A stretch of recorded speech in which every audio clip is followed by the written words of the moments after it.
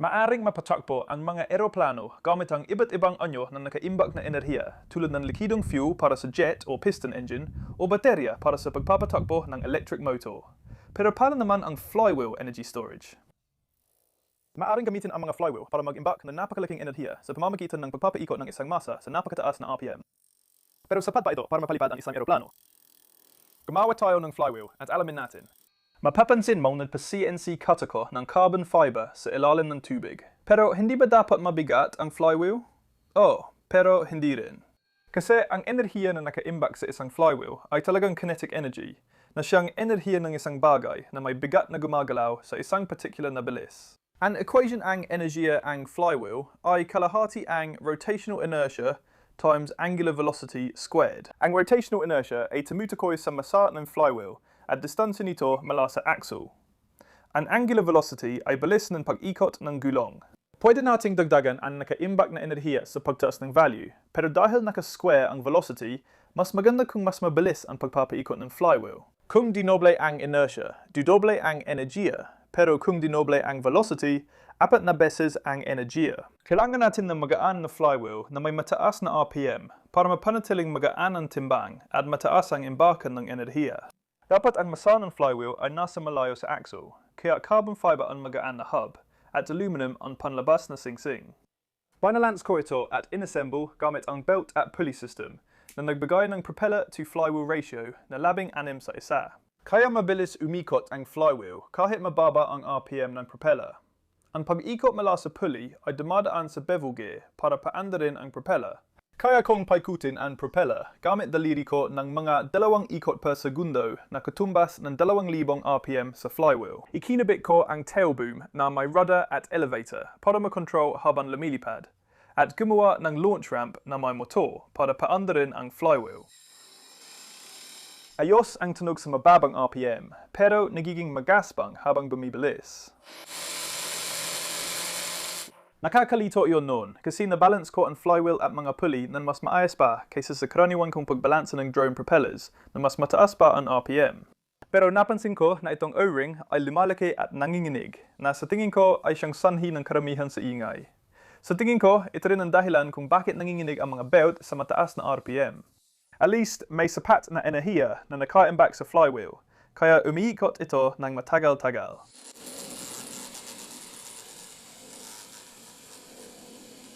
Ginamit ko ulit ang foam na pakpak mula sa dati kong eroplano na pinapagana ng compressed air, tinanggal ang lahat ng tape kaya nakatipid ako ng 40 gramo at sakto ang sukat para sa eroplanong ito. Nag-alala ako sa pang-inginig ng belt sa mataas na RPM kaya nag-print ako ng nakakatuwang 3 talim na propeller na may 40 cm diametro para magamit sa mababang RPM. Kaya lumabas ako ngayong umaga na tahimik at kalmado, halos walang hangin at malapit ng sumikat ang araw. Susubukan natin ito, kaya paandarin ko muna ng dahan-dahan. Paandarin na natin ang motor. Hindi pa sapat ang balis. Sa tingin ko, kailangan lang ng kaunting bigat sa mismong eroplano para manatili ito sa rubber O-ring. 3, 2, 1.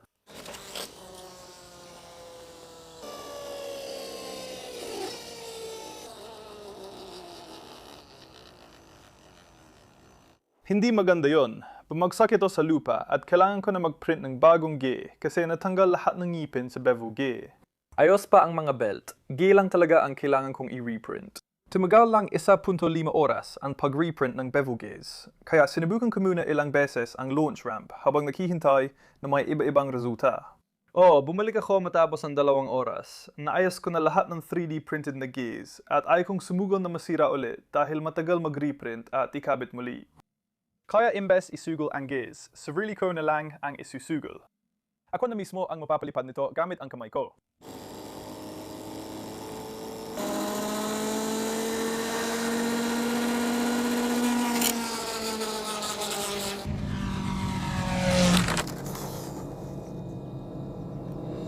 Mas mahirap pala ito kaysa akala ko. Pagkalipas ng 2 oras, binalikan ko ang 15 pugadang carbon fiber propeller at sinubukang muli sa launch ramp.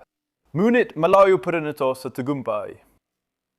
Nag-test pa ako mula sa mas mataas na launch position at tinanggal ang isang pulley stage para tumaas ang RPM ng propeller kaysa sa flywheel. Tinanggal ko na lahat ng electronics para gumaan pero hindi pa rin lumilipad. Nagdesisyon akong itigil ito.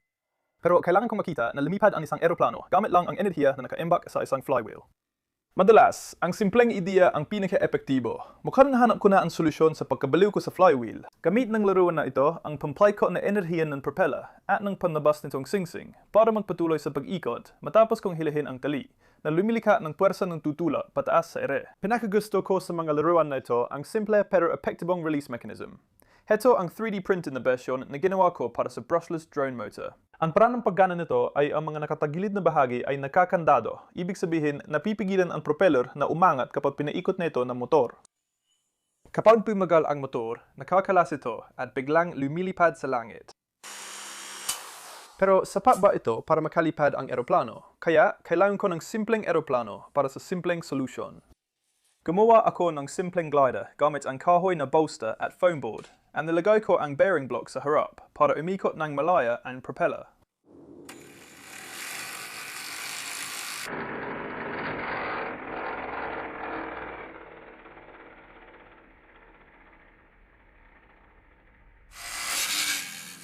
Ang saya sa pakiramdam na makita ang isang bagay na sobrang simple pero gumagana ng napakaganda.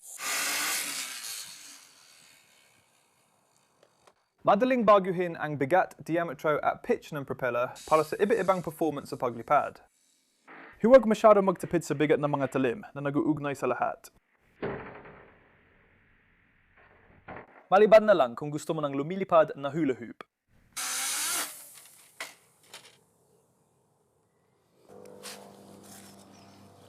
Napakaganda ng takbo ng mekanismo ng pagpapakawala na ito kahit na simple lang. Kailangan lang pabagalin ng motor at hayaang lumipad ang eroplano papunta sa langit. I-upload ko ang Flywheel plane files sa Thingiverse kung gusto mong gumawa. Gumamit ng radio control para sa motor at manatili sa ligtas na distansya. Mag-ingat ka rin sa lumilipad na shrapnel o paraso. Gusto kong magpasalamat sa iyo sa panonood. Kung nagustuhan mo ang video nito, malaking bagay kung mag-iiwan ka ng thumbs up sa ibaba. Kung bago ka sa channel ko at gusto mo makita pa ang iba pang kakaibang proyekto na katulad nito, pakiclick ang subscribe sa ibaba. Maraming salamat sa lahat ng sumusuporta sa akin sa patreon.com. Dahil sa inyo, kaya posible ang mga video na ito. Hindi ko ito magagawa kung wala kayo. Salamat sa panonood. Makita tayo sa next video. Paalam!